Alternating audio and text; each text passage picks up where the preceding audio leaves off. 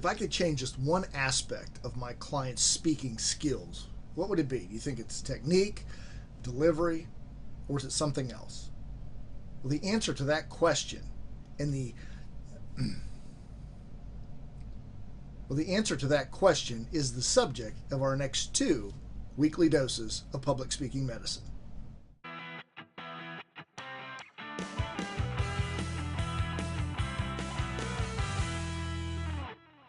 Hi, I'm Michael Davis, the Storytelling MD.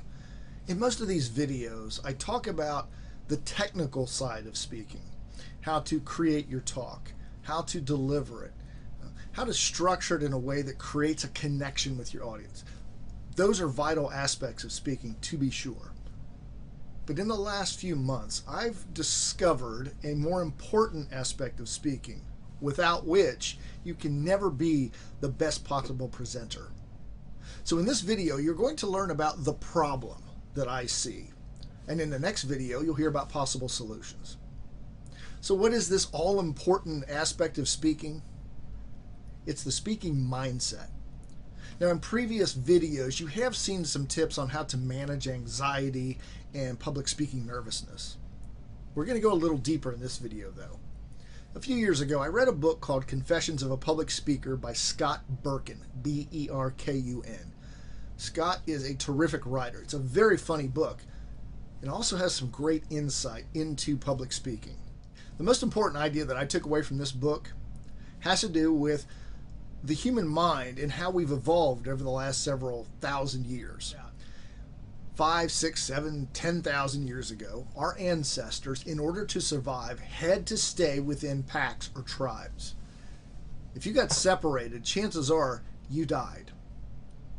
So think about the person who gets separated from a tribe thousands of years ago without any weapons or any modern conveniences. That person was alone, without a weapon, typically out in the open, with all of these eyes looking at him or her. I call it the AWOL concept. If you're familiar at all with the military, there's a term called AWOL. That means a person leaves their unit or their base without permission. Well, in speaking, the AWOL concept, for our ancestors, I should say, you were alone, A. Without a weapon, W. Out in the open, O. L. All these eyes looking at you or leering at you. That person was AWOL. What is speaking, in a sense? When you stand in front of a group, aren't you alone, without a weapon, out in the open, with all these eyes looking at you? Absolutely. I believe we have coding in our systems because of the evolution over the last several thousand years that tell us that speaking is a scary, even risky venture. Now, has this been proven scientifically? No. But I believe Scott Berkun is onto something. Now, that belief was taken to an even deeper level with a course I just completed a few weeks ago. It's called Approval Addiction. And the short version of the course is this. It's taught by a gentleman named Steve Siebold. Steve is a top-of-the-line speaker, one of the most successful in the world. He is the surviving partner of the late Bill Gove, who founded the National Speakers Association. So Steve is highly respected, incredibly qualified in what he teaches. His main topic is mental toughness.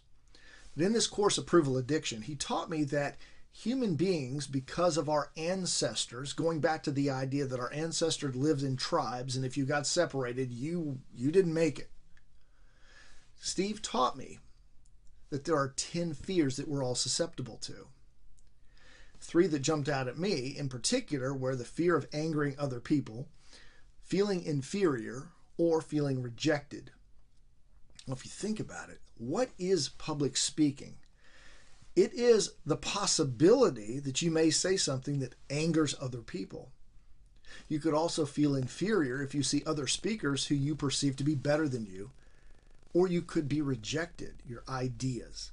So when you put those together, it feeds into these subliminal or subconscious fears we have that we've gotten from our ancestors, that we could suffer in some way by public speaking. Now, again, these are not scientifically proven, but I believe these thoughts have a lot of merit. And I'm now coaching this with my public speaking coachees to work on the mindset before we get into the technical aspect. So give this some thought over the next week.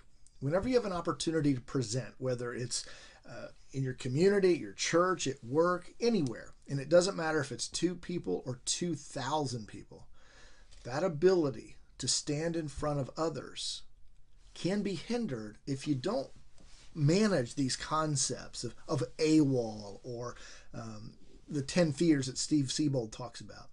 So give that some consideration over the next week and think about opportunities you've had, or you may have opportunities coming up where you feel this anxiety and uncertainty and you're not sure why.